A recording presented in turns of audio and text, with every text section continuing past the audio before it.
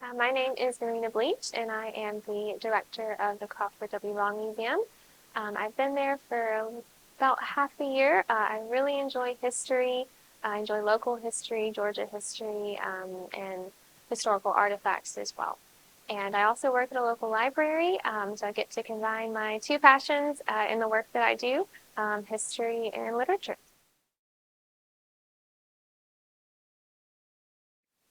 I became interested in history because it really helps us see where we are now. I enjoy the historical atmosphere of historic buildings. I enjoy local history, so Dr. Long plays a huge role in that in the area where I live, and so I find his life and his accomplishments and what he contributed to the world of medicine very fascinating.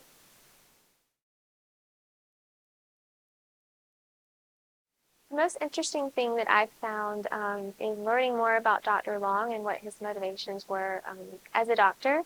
He's well known as making such a significant discovery, but you can tell that his motivations were just to be a really good doctor for the people. He was a country doctor, so he was normally just riding around on horseback doing his job, and it seems like that was his main priority. And so I think that speaks a lot for him and his life that we study and present for people. Hello, everyone. Thank you so much for having me. I've never actually been in this area before, and it's beautiful, so I'm very happy to be here. And yes, I do manage the Crawford Long Museum since 6 months ago about, so I am still a little new, so if you'll forgive me, I'm going to use some notes just to make sure that you get all the information that you should get, or else it might just be little bits and pieces of things. I actually still manage the local library that I was doing before, so I'm kind of merging those two into one job. So it's been a bit of a learning curve at the Crawford W. Long Museum. And I think I know the answer to this, but has anyone ever been to the Crawford W. Long Museum or in the Jefferson area? You have? Okay, great. When did you go? Okay, yeah, great. Well, our director before me was Vicki Starnes, and she was so knowledgeable in every aspect of it. She was there for about 15 years, so I'm trying to live up to her standards she has set. But Crawford W. Long, we're just very lucky to have him as kind of our person in Jefferson, our historical figure that we talk about. I think people don't even realize what a significant discovery occurred right in their hometown of Jefferson. Many people that live in Jefferson are like, oh yeah, I've never even been to the museum. So, it's kind of a hidden treasure. But yes, I'm going to tell you a little bit about him, his life, his accomplishments, and the tributes to him as well. I'll also tell you a little bit about what we do at the museum, programs and things like that too. And I'm not much of a PowerPointer, so I'm going to try to remember to go to the next slide. So who was Dr. Long? Let me first set the stage of the first surgery that did occur on March 30th, 1842 in the frontier town of Jefferson, Georgia. Dr. Crawford W. Long, then an unknown country doctor, barely 27 years of age, performed an operation which marked an epoch in the history of medicine. At this time, Dr. Long successfully employed sulfuric ether in extracting a tumor from the neck of James M. Venable. The patient, while under the influence of anesthesia, experienced no pain. It was the work of only a few moments, but from this operation dates the discovery of anesthesia. It put an end to the terrors of the knife and proclaimed the rise of modern surgery. But to tell you a little bit about Crawford Long himself and his upbringing before he actually became the famous surgeon.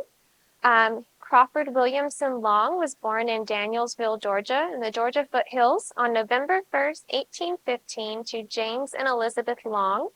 He was born in a modest two-story frame house. You can see the house here on a hill overlooking Danielsville. And the house does still stand. There's a Georgia marker out there. I grew up near Danielsville, so I would often go by the statue that's in the center of town and be like, who's that? I don't know. But it's still there, and you can drive by and see it. And as he was growing up, it's said that the home had a library, and he grew up in an atmosphere of culture. He was exceptionally bright, and I think he had parents that really cultivated that. His father operated a large plantation. He owned a flour mill and store, and he was even in the state senate. He also founded the Danielsville Academy, which is where Crawford and his siblings went to school. So he was kind of a man of all trades. He did a little bit of everything. All right, and do you have any UGA fans in here? Okay, at the age of 14, Crawford Long attended Franklin College, which we now know as UGA.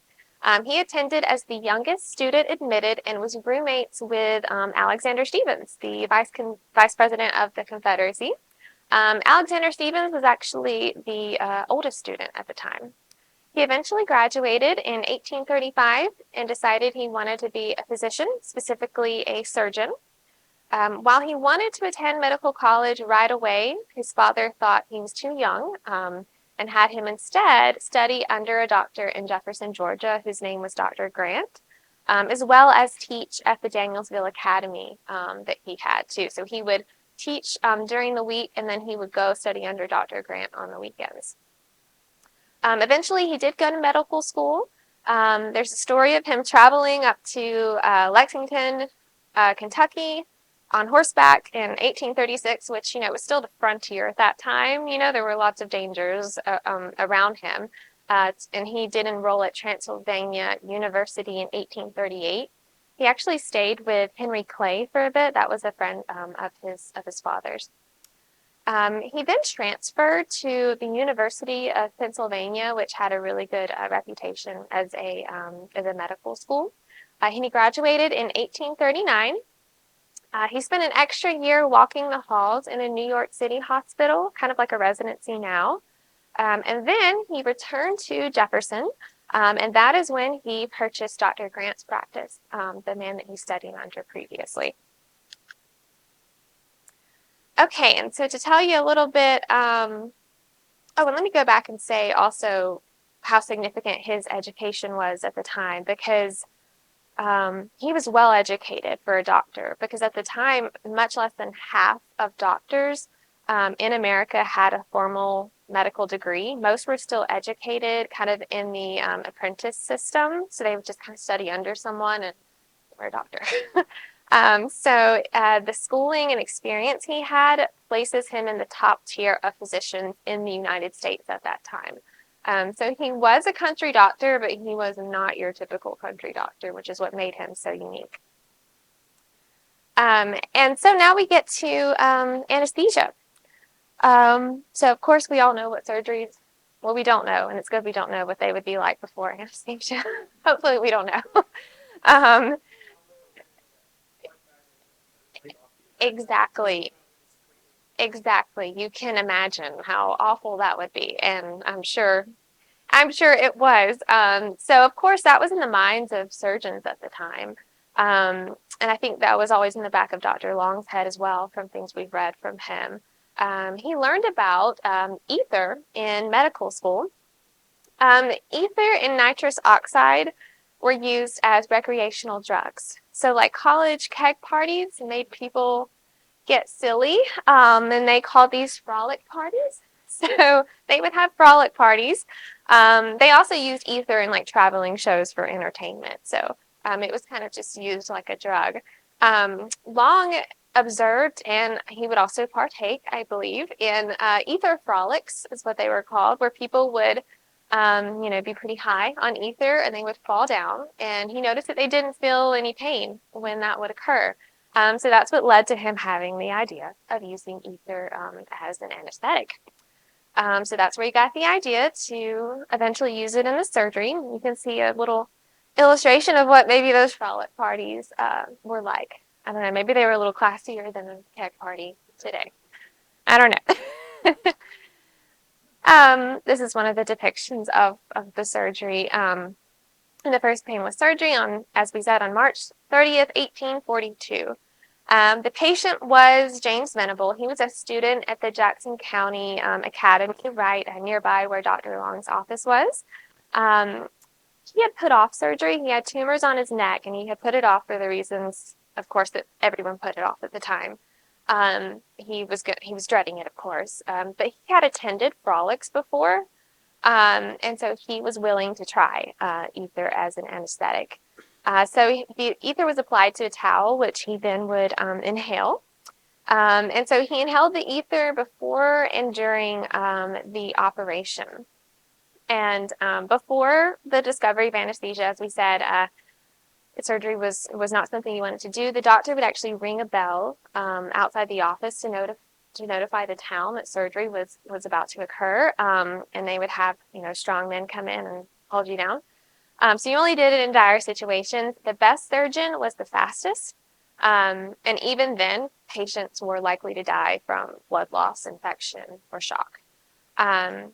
And prior to the discovery, the ability of physicians to extend their ever-increasing knowledge about the human body, they had to do that in a certain amount of time so they could really expand that once they could spend more time actually doing the surgery. And it is considered America's greatest contribution to the world of medicine. Doctor's Day is actually on the day that he performed the surgery, March 30th. And that's a nationwide holiday that's celebrated across the United States. And obviously it was a successful surgery. I believe the patient actually did not think it had even begun yet once it was over. So he did not feel much at all. There is a copy of the fee that he actually paid, $2 surgery fee and 20 cents for the ether. So then we have the ether controversy. So it's acknowledged now that Dr. Long was the discoverer of painless surgery. But for almost 100 years after he performed the surgery, he did not get the credit. He did not initially publish his findings. Like we said, he was a country doctor. While he was waiting for more cases to further his results with ether before he published them in any way. And other physicians were also trying to do what he was doing, but they lived in different areas, which led to that being publicized more. And America's oldest cities had medical colleges with large amphitheaters for teaching surgery.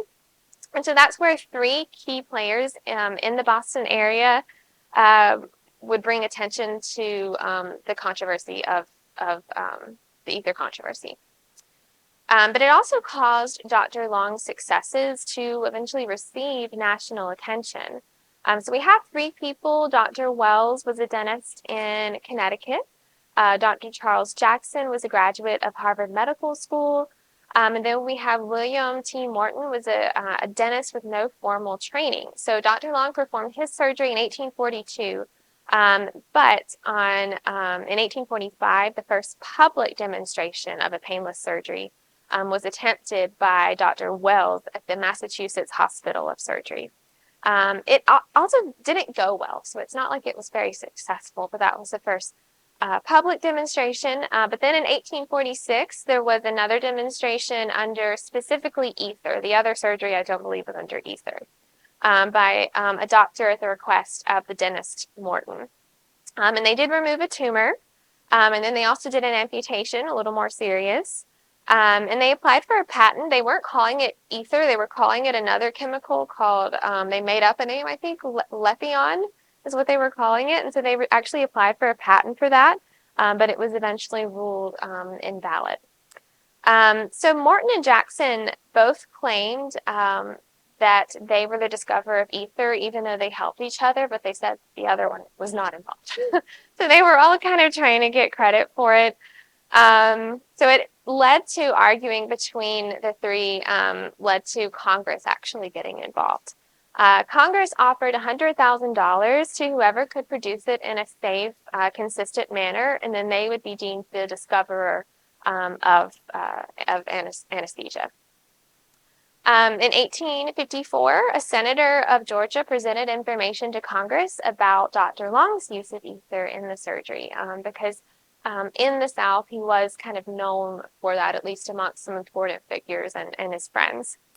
His northern friends urged him to publish his findings, and he eventually did. He gathered the affidavits from those who witnessed the surgery and published his account in the Southern Medical Journal in 1849.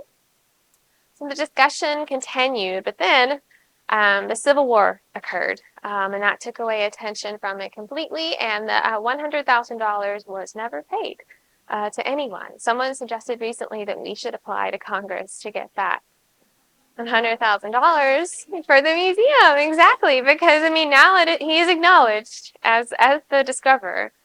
Um, and some actually claim that Dr. Long did not continue to use ether in his operations, but this was dispelled by a list of surgeries that his eldest daughter actually compiled along with the affidavits, proving he used ether in the surgeries. She wrote a book in the 1920s and put all this information in there, along with the fact that many doctors in the 1950s in the South took up the cause for his recognition. And it is not disputed today. The whole scientific world has at least come to recognize the priority of Georgia's claim. And you'll see later through some of the tributes, I mean, they even, did a stamp honoring him as the discoverer. But if you Google it, it will say someone else still. It'll say the Morton guy, I believe, is actually the one who was the discoverer. Whoops, I did not mean to do that yet. And someone sent me yesterday I think it was the Society of Anesthesiologists in Australia. We're actually honoring another guy for the discovery. So it's still disputed in some areas, but I mean, he has a statue in the Capitol. They did the U.S. stamp for in his honor.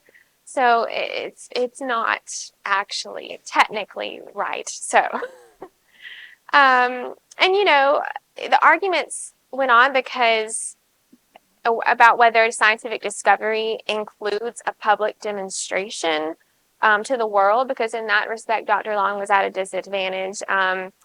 His rural practice did not provide for many surgical cases, even for him to use anesthesia, nor did his location provide proximity to a major hospital or to large groups of other surgeons. And I think it's interesting. I put this picture of his tombstone here. All of the other people involved in the controversy had written on their tombstones as the discoverer of anesthesia. And it drove some of them crazy. There's a book that goes over the whole thing, and one of them just drove himself crazy trying to prove it. And I think it's great that Dr. Long's monument simply says, "My profession is to be a ministry from God." That's all it says. It doesn't say anything about anesthesia. So I think he was a very humble person, it seems. I think his goal really was to just be a country doctor and help people. That was his motivation. I mean, I think he wanted the credit because he did it, but I don't think that was his priority.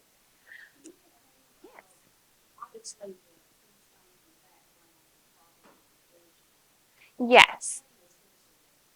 This was probably erected, I don't know the exact date, but it was replaced at some point. Because there are original ones on the ground, but then this one was a monument put in the middle. So I think it was replaced at some point. I don't know the date of that. We were recently there cleaning them, and this one does appear still to be a bit newer. It was probably something that his eldest child had done, because you'll see he didn't have a lot of descendants to take over things and to honor him. So I think it's something his eldest daughter eventually had replaced. Oh, Coney Hill Cemetery in Athens, Georgia. It's right behind the UGA Stadium. Yeah, it's beautiful. So if you ever get a chance, I'll just go ahead. If you ever get a chance, you should certainly stop by and see it. We're still working on cleaning up his gravesite. It's interesting to me. There's one of his children doesn't have a headstone, but there was a guy that was visiting him, and he died while he was there, and they buried him in the family cemetery there, and he has a headstone and everything, just this random guy from another state. So he's there. It's just really interesting. We need to do some research on him, honestly, and see why he was, excuse me, why he was left there. Um, but a few notes about his life and his family. He married Caroline Swain. She was the daughter of a Jackson County farmer. And they got married in 1842, the same year that he did the painless surgery. So that was a big year for him. They had 12 children. 7 lived to adulthood, and only 1 had children of his children, his son, Edward. Um, and Edward also eventually joined the family business as a druggist as well. But actually, I should say too, it wasn't, they just didn't have children, only 1 got married. So maybe there are some children, I don't know, of the others, but only 1 was married. All right, so after he performed the surgery, he lived in Jefferson for about 8 years. And in 1851, he moved to Athens. Briefly lived in Atlanta in 1850 and built a house there, but they didn't like it. So then they moved to Athens just within the next year, and opened a pharmacy and practice with his brother as well. And this provided a larger practice in the Athens area. And actually, the place that he had his pharmacy there is right across from the UGA Arches, so it's right there downtown if you've ever been. And during the Civil War, or the war between the states, he served as the university campus physician. He also served in the Athens Guard. And what's really interesting is that prior to the war, he stockpiled a lot of manufactured drugs. They were being manufactured at this time. And so he stockpiled them from the north. So when the blockades went into effect, Athens was one of the last places to run out of medicine before resorting back to handmade pills. So that was an advantage he certainly had. Okay, and then after the war, he applied for a pardon for his part in serving in the Confederacy, and these are his amnesty papers. And he received a pardon from President Andrew Johnson. And I should say also, Long was he was a Whig, following the political ideology of the family friend Henry Clay of Kentucky. He and his roommate Alexander Stephens were both Whigs. They both opposed Georgia's secession from the Union, but both supported their state after the secession occurred. In 1867, he was appointed as surgeon for the U.S. Army post in Athens, a position he held until civil government was restored after the war. And I was also going to mention, you said that about the scene in Gone with the Wind. Because of the discovery of anesthesia not long before the war, it was widely used in the Civil War. Of course, there are many people that did not have access to it, but there were many doctors that did use it, so that was an advantage of having the discovery at that time. But during a war where there were so many amputations and things like that, some did benefit from its findings. So Dr. Long passed away while he was actually on a call, delivering a baby. At the age of 63, he died of a stroke. And after he delivered the baby and he had a stroke, he said to tend to the mother and child first. And then his wife actually died 10 years later in a train accident. She was the only one that died in this in Texas. Their son had actually moved to Texas, and she went as well. And they were all in the accident, but she was the only one that passed away. And like you said, they are buried in the Oconee Hill Cemetery in Athens. Okay, that's good. There we go. So we do have tributes to Dr. Long. This is the monument that is still in the city of Jefferson, right in the center. If you come through, it's a lot more traffic around now. But it's still there. It was a monument dedicated in April of 1910.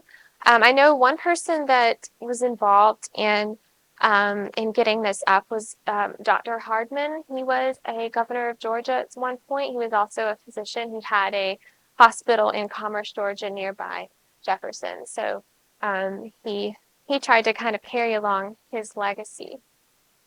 And then also, there are two statues from each state in Statuary Hall at the U.S. Capitol.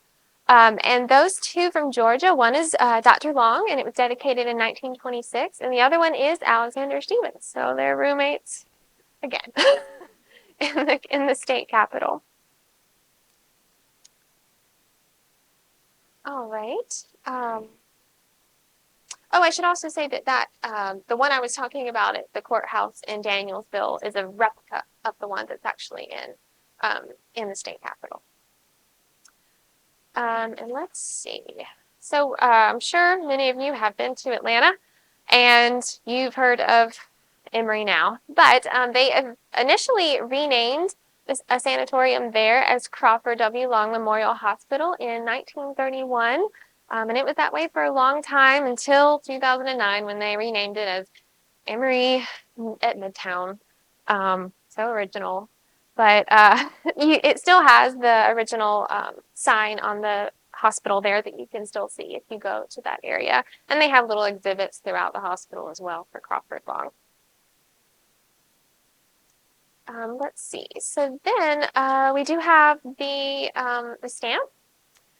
So Stamp Day was held on April 8, 1940, which drew an estimated 10,000 visitors to Jefferson. Dr. Long was selected for the famous American series.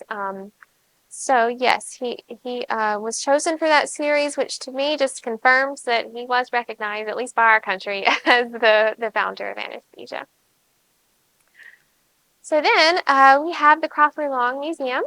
So that's probably the most important tribute because it does sit on the site where Dr. Long's office was and where he performed the first surgery. We don't have the original building, but it's just right there on the site. The museum is actually 3 buildings put together, which I'll explain more about in a bit. But it was established in 1957 as a memorial to Dr. Long, and the museum is known as the birthplace of anesthesia. The museum opened to the public on September 15th, 1957. It initially operated with resources from the Georgia Historical Commission. However, in July 1975, the Georgia Department of Natural Resources determined that the museum would have to be closed due to financial cutbacks. So to prevent the closure, the Crawford W. Long Museum Association and the City of Jefferson assumed museum ownership. So that's who I work under now, is the City of Jefferson. And we also have our museum board that helps us with a lot as well. And there has been a bit of expansions and renovations. So we also have attached to the museum the Pendergrass store. And that building is very unique. It's a Greek revival style building, and it's the only, you don't see many commercial buildings in that style, and it's the only pre-Civil War structure in Jefferson, business structure still remaining. And it had a general mercantile establishment in the early 1800s until the mid 1970s. So we have that as part of our museum as well. And this is the museum now. It is the 3 buildings. The one at the far end is actually where you would enter. It has yellow doors now, so you can see it a little better. But it was a doctor's office, actually, from the kind of 1950s time period. It was Dr. Stovall. So we have that, and then the middle building is where you have the Dr. Long exhibit there, and then we have the Pendergrass store exhibit as well. And we have had our exhibits updated within the last, I think in 2010 is when that began. So they've been updated rather recently. We have a really neat little demonstration there. It's not a diorama. I need to figure out what the name of it is, but it's like a little 3D sort of structure that portrays the first surgery. And one item that we have that's really neat, to me at least, is Dr. Long's gold pocket watch. So his father, James, had watches made for himself and his sons from Dahlonega gold. And so Dr. Long had one of those. Now, during the Civil War, the watch was saved because of his daughter, Frances. She's also the one that wrote the book in the 1920s. Along with the affidavits from the first surgery, she actually hid them in a jar on her waist under her skirt as the Union was coming through the South. And then she also buried it on a farm near the Athens city limits. And then it was recovered after the threat passed. And we actually just received like an actual deed of gift for this watch from the descendants of his son Edward Long within the last year. You know how things are just given sometimes and not proper actual paperwork or anything official. So we did that. So we're really happy to have that. We also have Dr. Long's original medical bag that he had with him when he passed away on his last call, and you can see his handwriting on like the little pill bottles and things like that. So it's really neat. And so the inside of the Pendergrass store holds collections including medical instruments, apothecary bottles, documents, books, all kinds of things, farming and housekeeping artifacts from that time period. So you don't get just Dr. Long, you get kind of what life was like in the 18th and in the 19th century. And then upstairs, we also have the development of anesthesia exhibit. So we have many anesthesia machines, and you can see that from how they would first use the technique of inhaling the ether. They got to the point, though, where they were doing that with certain techniques, and it was affecting the staff that was administering the ether. So they had to come up with something different. But we have machines that span from 1914 to 2002. We also have a pretty good collection of art depicting Dr. Long, and you can see his wife there as well. And another note that's pretty fascinating, my mom always says, just mention that. That's all you need to talk about, was that his cousin was Doc Holliday. And he was, of course, the famous gambler and gunslinger. He was a native of Griffin, Georgia. He was a kin of Dr. Long, so when he was born, he had a cleft palate. And at 2 months of age, it was repaired surgically by his uncle and a family cousin, which was Long. There's a note that said the young doctor was fed liquids from a shot glass, and then it said he grew up to be a heavy drinker. I don't think that contributed, but that was maybe, I don't know. But his Doc Holliday's uncle had married Dr. Long's cousin, so that's where this story comes from. Wasn't Holiday a doctor, dentist, or would be dentist? I actually don't know. I need to look up more about him. I just know of his more scandalous reputation, but I'll have to look it up as well. Maybe that's why he, I don't know what his original name was. Maybe that's why that name came about. And then we also have the most recent tribute, which is a Georgia historical marker, which was just in 2019 on November 1st. It was put there, and that was actually Dr. Long's birthday.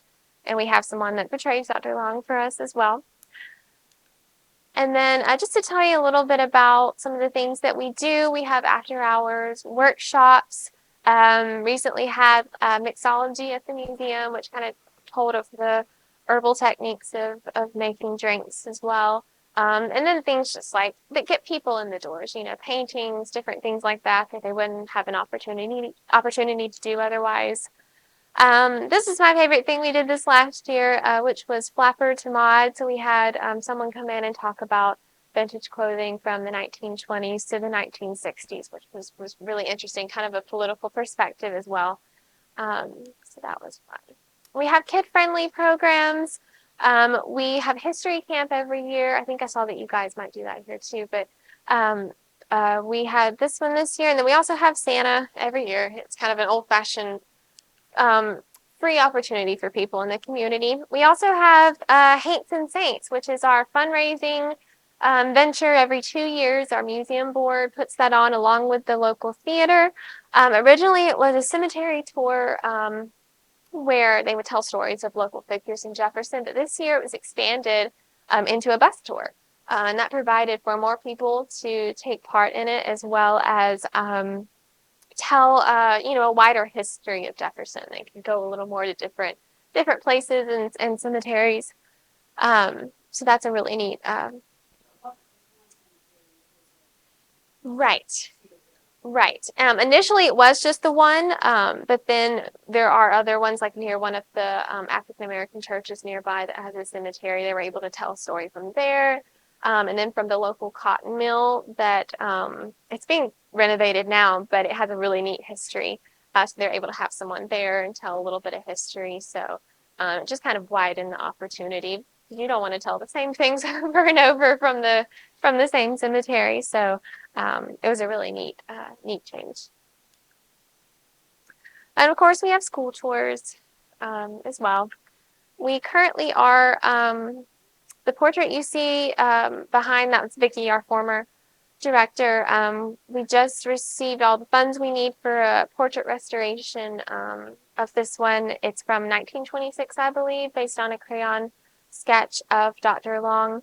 And we've received donations from many groups like the Georgia James and then the Watson Brown Foundation. So we're happy to get that project going. And then I brought like a little sheet that has all the tributes to Dr. Long. You're welcome to take one. I was going to see if there was anything I didn't mention. We mentioned the stamp. There was also I don't know if that's on here, a ship that was named after him in World War II as well. It was the USS Crawford W. Long, as well as a coin that was put into circulation. So if you want one of those, you're welcome to grab one to tell a little more history for you. Oh, it's on that one. Okay. Yes, the SS Crawford W. Long in 1943. And then also, if you want to take one of these little rat cards here, it has one free admission for an audio tour. So if you ever come in the Northeast Georgia area around Jefferson, please stop by for a tour. We would love to have you. And that's it. I don't have any cards. I need to get some cards. But if you need to contact me, please take a picture of that. But yes, are there any questions? I hope I explained that well enough. They have not. No, they have not. Wouldn't that be a good one? They should. And then we also just need them to acknowledge that it was Crawford Long. It's a good idea, actually. And we were making the point they could say the first public demonstration was this guy, but the one that performed like the first surgery was Dr. Long. So you could kind of give some credit to both. Do they know what ether was invented? I mean, it was right. It was just one of those chemicals, I guess, that someone found at some point, and I don't think that it really had any use. other than being soft. Right, and then being used as a recreational drug. So it got put to better use, I guess, as an anesthetic. But I know that they didn't, like, they used, there's another chemical they used during the Civil War, but it was known to be a bit more dangerous. There was a bit more of a, possibility you could die from using it, but some of the generals, the surgeons there, had used that more, so they would still use it, but ether was a bit safer. Yes, it was flammable. Yes. So I guess if you can weigh which toward the patient, or if the danger of it being flammable, they both had their risks. But eventually they moved on to using other things. I know my grandmother remembers having ether administered to her when she had a surgery. So I'm not sure when exactly they stopped. I think it was in the 50s or 60s. Yeah. I bet they did. Well, when you smell it, Right. you forget it. Right. Well, Yeah. it's still at the start. Oh, easily. Yes. Winter. Yes. All those guys were starting here. Right. Yes, it's stains and stuff. Very time in order many types of. I was gonna say there's probably some variation of it. Here's a history. How many people remember something called colloidin in your high school days? Colloidin. It's cotton that's been dissolved in ether, and it was used so all of it. Okay. Yeah, I think it's long gone now, but because right now it looks volatile organic compounds are really the concern factor. Big parts of organic. Right. There's different types of ether. I was about to ask if that's the same. What he used was the same they used on colloidin. It might be different types of it, and it's been around a long time. Yeah. Used to, and doing biology experiments, you could look for burns. They used to get people a burn and put the colloidin on to protect the burn area. Wow. Yeah. Evaporated and makes it Yeah. artificial skin. Right. But they can also use it to make like a little film. They're doing different experiments in biology and all this great things. You make your own like it's almost like paper that's dissolved cellulose. Right. That was commonly used up until the 70s. I was gonna say, I feel like, Discontinued yeah, readily available right. film for speculative purposes, but they do just use it all the time. I think they actually found some in the museum, at some point. Office would have had it. They used Yeah, it extensively for medicine right, prior to 50 years, more years ago. right. Yeah. And those paper made from plants I thought I had that on here, but maybe I did not. plant based, mineral based. I think, no, and I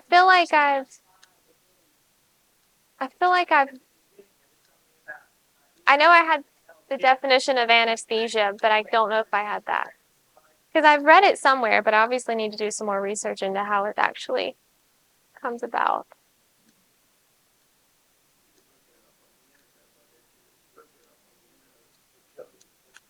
Right, expect to be like still purified by distillation. I think they separate the forms. Yeah, I was gonna say I'm sure there are more like diluted versions they would use and all kinds of things. Okay, it was at the frolic party, but I may not have had it on here. Just a liquid used as a. So no, I'm sorry, I didn't have any information on that, but yeah, I probably need to look that up and know a little more about it because yeah, I'm not sure where they actually the original discovery. I don't know. I mean, it was used like a drug, so Cider House Rules that came out a few years ago. yeah, The main doctor in that Memphis hospital, right, he used to do all the time. He bottle flip or something, and he cut himself in the middle of it.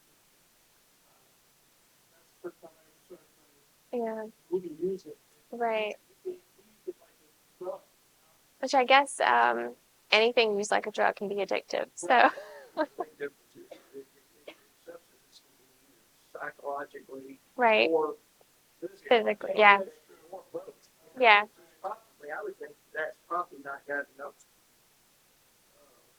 similarity with different receptors or right. chemical receptors in the body. I think it's probably psychologically addictive, but not physiologically. Yeah, I actually read that one of the methods they used for anesthesia at one point was putting cocaine actually in the spine with like a shot. So I'm glad we. Did epidurals that one?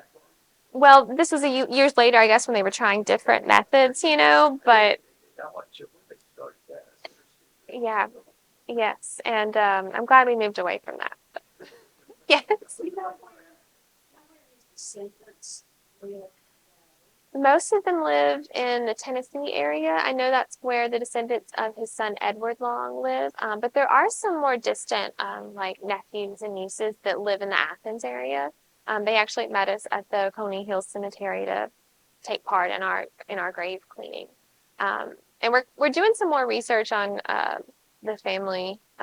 We had someone at our local courthouse that put together a big binder of all the children and the one that did have children and where they all are now. But I think around Athens and then in the Tennessee area, um, Edward Long that moved to Texas, he actually moved back to Georgia um, after his mom passed away. So the family didn't stay there. Yes. I got a question about the patient. Mr. Venable. Yeah. Was that the same Venable family that owned Stone House? Probably related somehow, but they're a prominent family in Jefferson, and we still have descendants from them that have come as well. So they're probably somehow related to those Venables too. Yeah. Oh, whoops. Yeah. That scene where he gave the first surgery, he was bent over the chair. Well, conscious Yeah. too, right? Yes. He was Way. in a way. He wasn't like we know now as being unconscious during surgery. Yes. He thought they didn't start the surgery. And then, but apparently, too, he had two tumors. And once they removed the first one, he kind of started to feel something. So I think after that, they stopped and went back and did a second surgery to remove that. But I'd say he was probably at least pretty out of it, but he wasn't completely, um, yeah. And I don't know how much of the artwork is dramatized more or not, but yes, but I mean it is well known that it was done in a chair like that. It wasn't done on a operating table. It was very casual in Dr. Long's office. So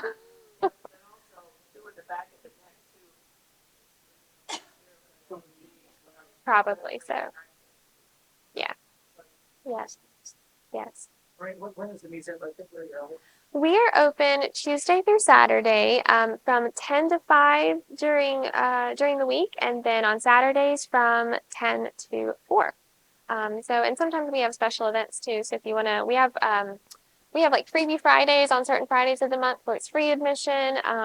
All of January we have $1 admission. So if you want to make it by the end of the month, you can do that too. And then we have special programs that we usually put on our website. And we're having for Doctors Day this year, we're going to have someone come and talk about kind of Victorian medicine and things like that. So we try to have relative programs um, and yes, yes.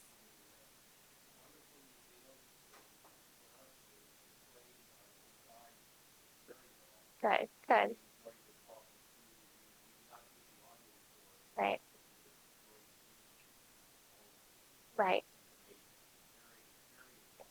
Good. I'm glad to hear that. Yeah, you get a lot of good information just from the panels in there. They were very well done. But yeah, if you want to do the audio tour, you certainly can. Thank you. Thank you. Following on that, please check out our exhibit on the medical history of cerebral palsy. Don't talk about anesthesia, so this is a great complement to that exhibit. We have an operating table in that exhibit. It was used in during anesthesia days, but you can see the Crawford Long Museum.